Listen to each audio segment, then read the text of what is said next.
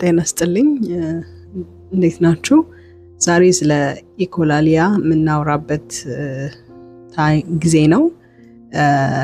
ኢኮላሊያ ምን ማለት ነው የሚለውን ነገር እንወያያለን። ስለ ኢኮላሊያ መረዳትና ማወቅ ያለብን ነገሮችን በተመለከተ የምንወያይበት ነው።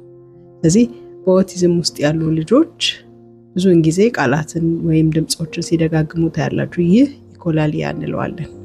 ይህ ሁኔታ ብዙ ልጆችና በኦቲዝም ውስጥ ላሉ ግለሰቦች ውስጥ የሚታይ ነው። ኢኮላሊያ ማለት ልጆች የሰሙትን ቃል ሐረጎች ወይም ድምጾች መደጋገም ማለት ነው። ይህ ወዲያውኑ ሊከሰት የሚችል ባህሪ ነው ወይም ከጊዜ በኋላ ሊታይ የሚችል ባህሪ ነው።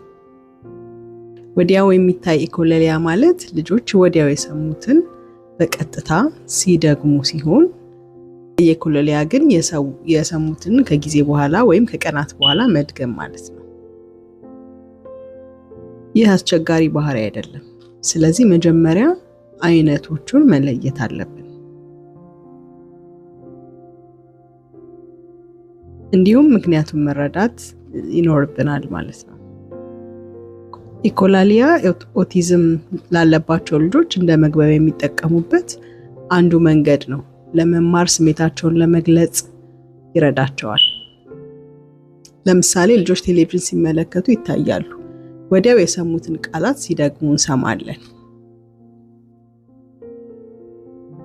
ብዙ ወላጆች ቴሌቪዥን ከማየት ያመጡት ይመስላቸዋል እናም ቴሌቪዥን ይከለክላሉ። ይህ የቋንቋ እድገታቸውን ለማዳበር ይረዳል፣ እንዲሁም ከሰዎች ጋር ያላቸው መግባባት እንዲያሻሽሉ ይረዳቸዋል።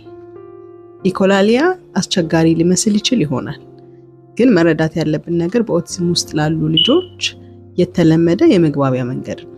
ልጆች የሰሙትን ቃላት በመጠቀም አረፍተ ነገር ሐረግ ከመፍጠር በፊት የሰሙትን ቋንቋ ለመናገር ይረዳቸዋል፣ እንዲሁም ከሌሎች ጋር ግንኙነት ይፈጥራሉ። መረዳት ያለብን ነገር ኢኮላሊያ አስቸጋሪ ባህሪ አለመሆኑን ነው። ኦቲዝም ውስጥ ላሉ ልጆች አንዱ የመግባቢያ መንገዳቸው መሆኑን መረዳት ነው።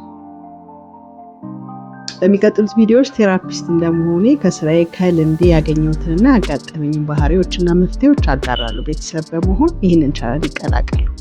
በዚህ ርዕስ ላይ ሰፋ ያለ ቪዲዮ ከፈለጉ አስተያየት ይጻፉ፣ ለጓደኞቻቸው ያጋሩ። መልካም ቀን።